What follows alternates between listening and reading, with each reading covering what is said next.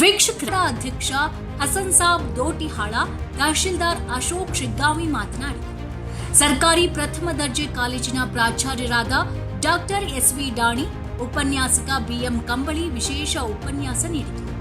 ಈ ಸಂದರ್ಭದಲ್ಲಿ ಸಿಪಿಐ ನನ್ನ ಮಂತ್ರಿ ಸ್ಥಾನ ಕೂಡ ಒಳ್ಳೆ ಅಂತಕ್ಕಂಥದ್ದು ನೀಡಿ ಯಾವುದೇ ಅನಿತ್ರಾಪಿಗೆ ಬೇರೆ ವಿಷಯಕ್ಕಾಗಿ ಅವರು ಆದೇಶ ಕೊಟ್ಟಿರ್ತಕ್ಕಂಥದ್ದಲ್ಲ.